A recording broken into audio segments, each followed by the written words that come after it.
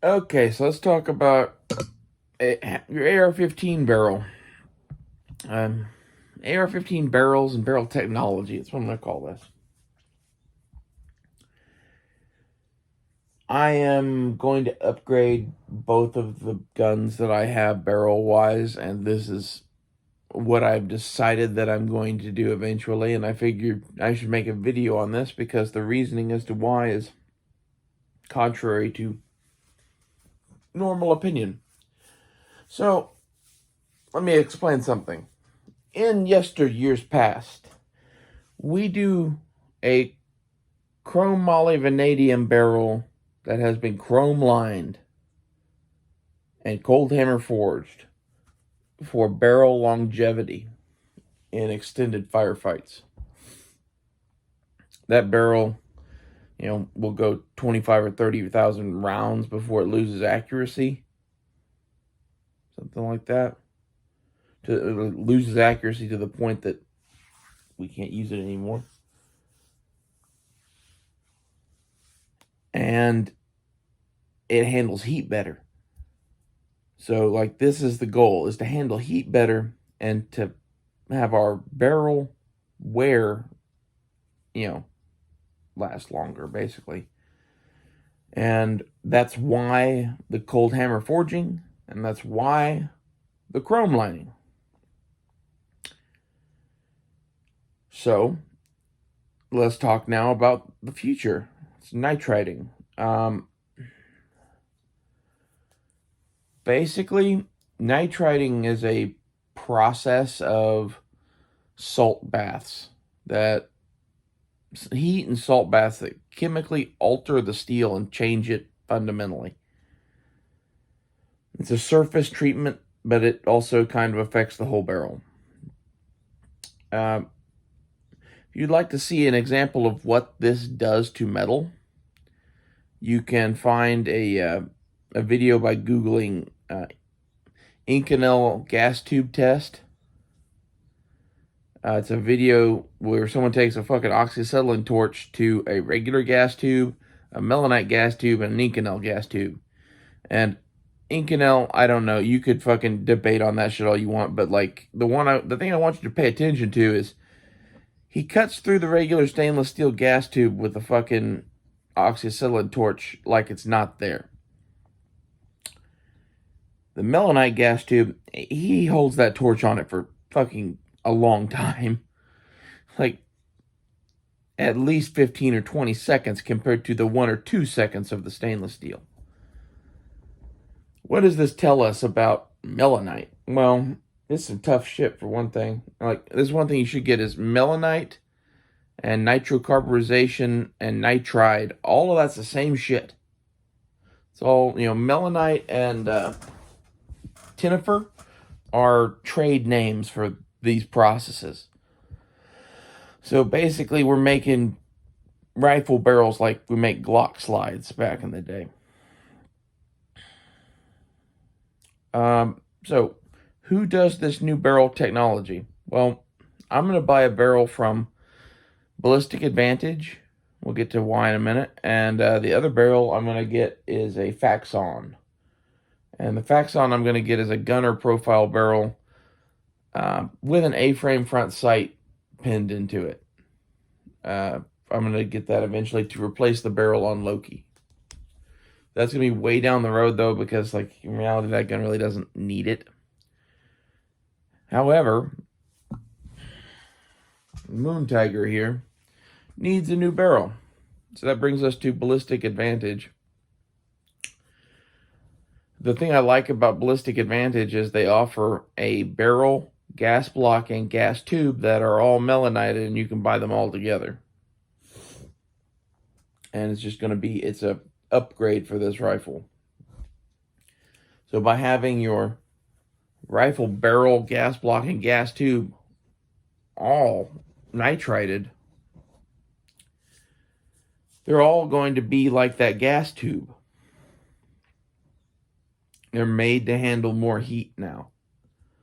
And between that and an M16A2 profile barrel, that's my plan for handling, excessive heat in long-range extended firing periods with this gun.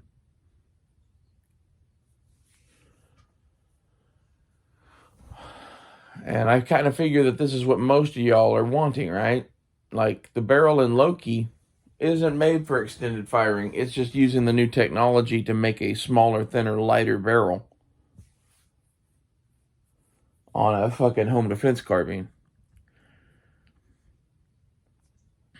On Moon Tiger, for the possibility of using this thing as like a civilian RPK, having all of this shit melanited it's important. This is probably one of the more important videos on this whole build. Barrel twist wise, I like 1 in 7 because basically you need to be able to shoot a large variety of projectiles, and 1 in 7 is the twist the military uses because it stabilizes the tracer round that they like and everything else. So I don't know, I kind of tend to copy a lot of what they do because they research it quite well. So 1 in 7 is what that ballistic advantage barrel is offered in. So that's the twist rate for that. If I had the option of 1 in 8, I would probably do that over 1 in 7. From a civilian context, I think it would make sense. What else? That's pretty much it, but the thing you should get is these barrels are cheaper. They're not cheaper than the Cold Hammer Forged Chrome Line barrels because they're worse. They're cheaper because the technology is better. And this is some of the shit that you're going to have to separate out if you want to do, a budget build that's, somewhat fucking baller. You need to be able to look at some of these technologies and determine which one you're going to do and why. Phosphate is the old tech. It's okay or whatever. I have nothing against phosphate, really.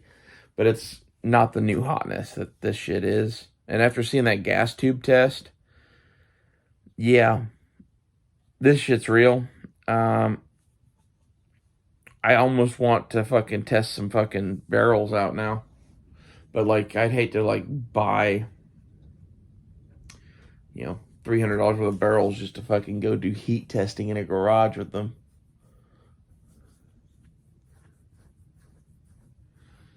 Because, honestly, the test that I'd like to see is, same thing. Oxyacetylene torch. Try cutting through a chrome moly vanadium Cold Hammer Forged Chrome Line barrel. Try cutting through one of these nitride ones, and then try cutting through a phosphate.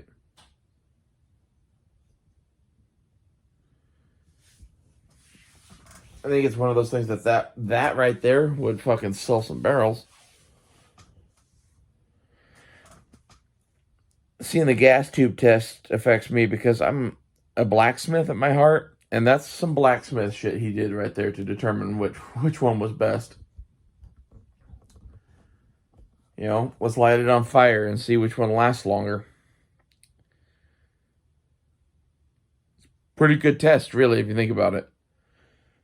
And I was already looking at this exact setup. And the reason I was is ballistic advantage barrels are cheap. And the gas block that they offer for $40 is pinned in. This is why you should order all this shit straight from Ballistic Advantage. You can get the barrel for, I think it was $130, $135 depending on the barrel. And then it's $40 to get the gas block. I think it's $15 to get the gas tube. And the gas block needs to be pinned on because, like, in extended periods of fire, it could walk. This is why the military gas blocks are pinned. This is why all of my gas blocks are pinned. That's, there's a lot of shit about this gun that's just unacceptable. This is one of those things. I don't think that they should sell gas blocks that can't be pinned. I think they should sell one gas block that has a pinhole in it, and then, like, if you want to be stupid enough not to fucking pin it, that's up to you.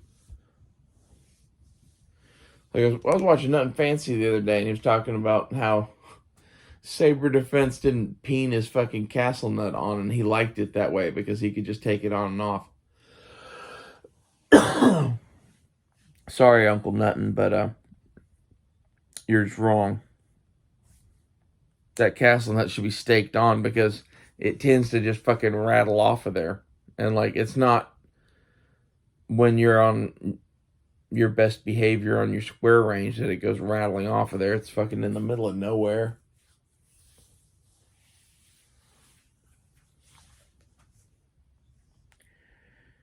You know, my AR-15s are a little bit different than most people's because of all of these videos.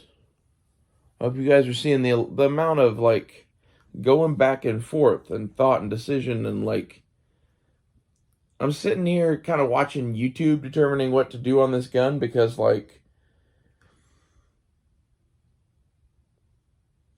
some of this shit, there's people that have other experiences other than me, and they come up with interesting ideas. And I would like to copy as many smart people as I can, as I would assume any smart person would. You know, the optic piggyback thing, I legitimately have been working on my own for a while now, and I just like somehow magically found a Weaver mount that I didn't know existed. So, but at the same time, I'm also copying a little bit because some of the people that I watch on YouTube are doing longer range AR builds than this. Like this has a bipod and a scope and shit, but like this is meant to be a rifleman's rifle, like shoot out to 400 or 500 yards. What they're doing is like, hey man, we're gonna shoot at 900 yards with 5.56 or some shit. Which I think is kind of a dubious goal, but they do come up with some interesting shit trying to shoot that much further away and still be able to see QB. And that's kind of where I want this gun to live, is we need to shoot further away sometimes. We also need to shoot really, really close all the time.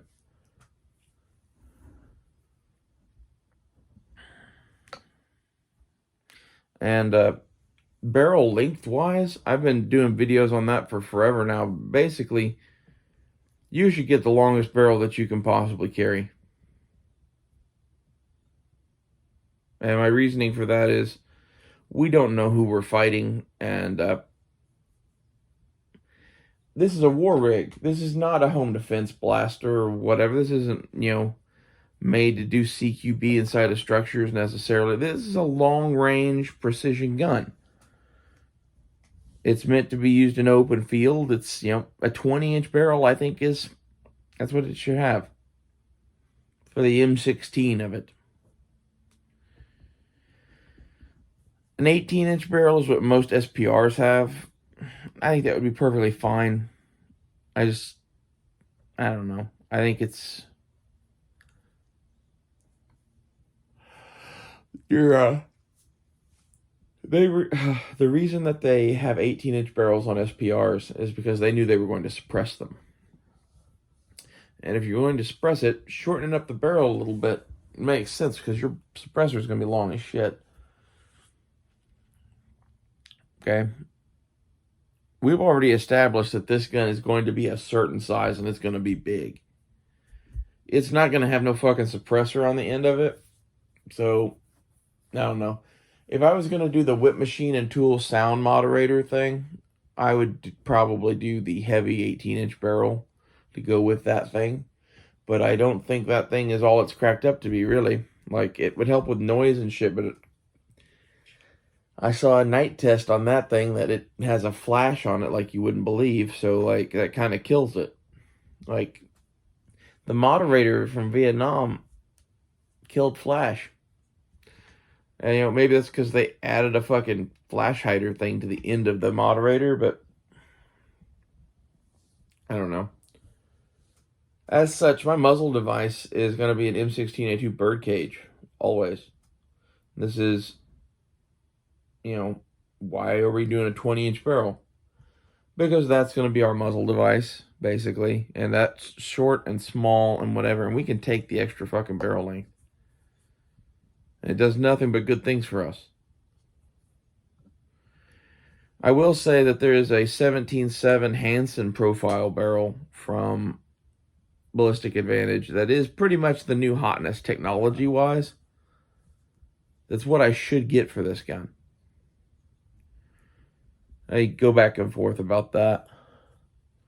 You might see me fucking pop a fucking Hansen barrel on this thing, but like, I don't know. I think that for me, I'd rather go with the older fucking schoolness of the fucking M16A2 barrel.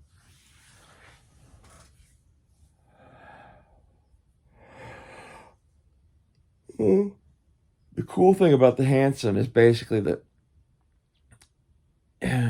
all of the fucking barrels ever made, they've tried crazy shit to get the weight down, right? The Hansen goes, well, we're just going to go from the same size from front to back, and it's going to be the size that's at the gas block. And it's not that heavy of a barrel, but it's not that light of a barrel. And like, it's, the way in many ways. So I might go that route still, but in either case, an 18 or 20-inch barrel is what I'm looking at. I don't see a reason to go shorter than that because of how this gun's going to get used.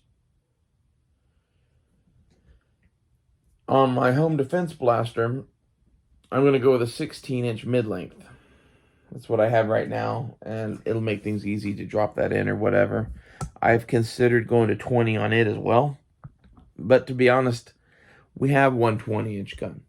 It would be nice to have, like, my take on the XM177E2, basically, but with a KE arms lower and then a mid-length. That's kind of what that gun is going to be. It's meant to be an ultra-light, kind of carry with you all the time sort of rig. Versus, the SPR, RPK, / whatever else you want to call this thing.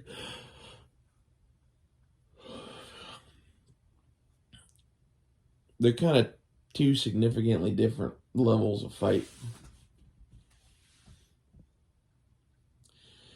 But I think both of them would benefit from this nitriding tech that Faxon and Ballistic Advantage use. I'm still blown away by the fact that that gas tube lasted as long as it did. I know it's not exactly a scientific test, but for our purposes here, every fucking part of the gun needs to be nitrided. Yeah, after seeing that, I might even get a nitride bolt carrier group.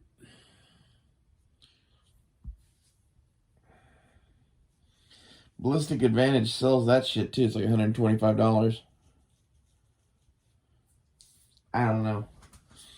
That's one of those, like, we could get a bolt carrier group from a lot of places.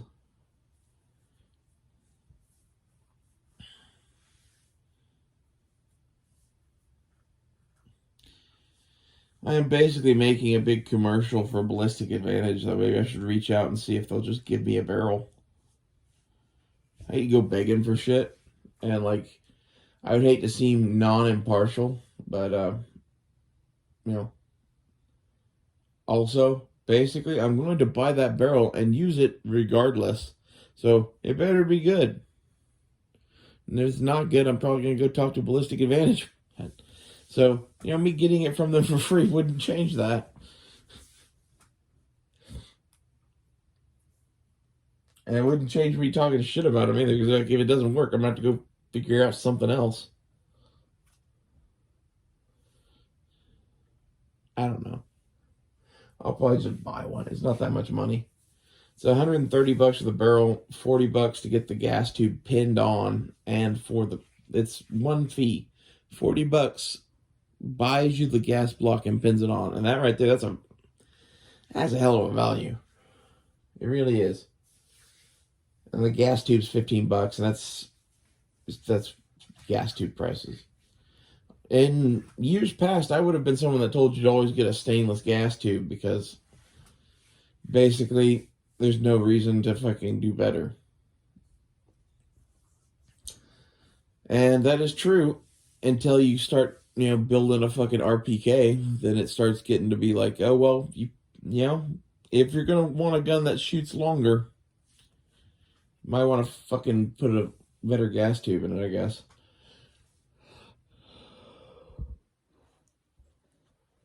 Oh, that's one of those things. Like, I was in the camp before of that part is designed to fail for a reason.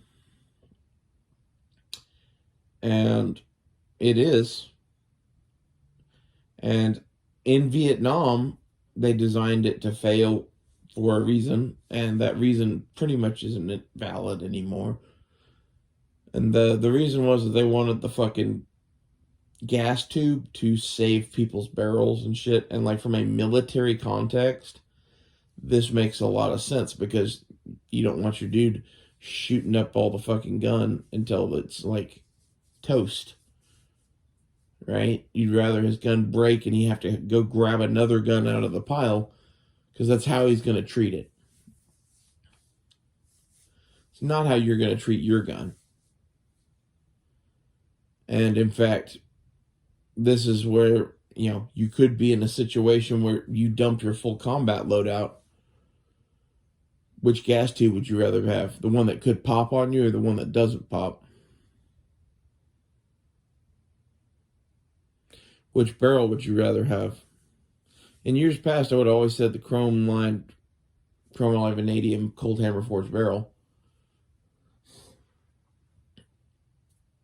Given what we now realize about nitriding, the nitride barrels are awful cheap. Is one fucking cold hammer forged barrel from FN worth 3 ballistic advantage barrels? Because that's the price difference.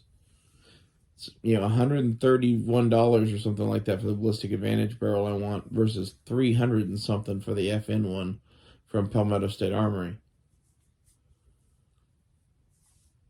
You could definitely buy 2.5. It's not that much better, I guarantee you that. Not, it's based on that shit, because like the thing that kills barrels is surface erosion from heat, basically. When they get hot, the surface of the metal starts, you know, letting loose its fucking like...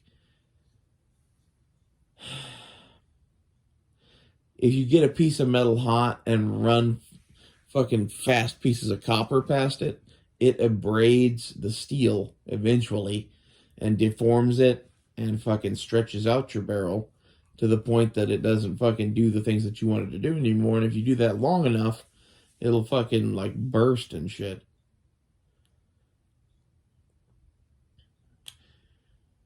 What we saw with the nitriding thing on the gas tube means that the barrel life will be extended like a motherfucker. And that's the point of the fucking, you know, chrome lining and bullshit.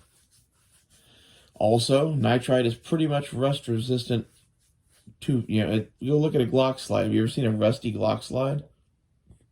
Maybe now and then, but they're few and far between. The rust is light. Same thing here. I really think this is the future. I've been watching, like, the conversation that went on with barrels with the What Would Stoner Do project came to the same conclusion, basically. However, it was one of the parts of that project that I pretty much ignored because I assumed that, honestly, there was a lot of what Carl from InRange TV put into that gun that's... I don't mean this in a mean way, but it's not a fighting rifle. It's a kind of civilian competition rifle. And this is one of the cost-cutting things that I was questioning. You know, after seeing that gas tube test, I'm a little bit more on board with it.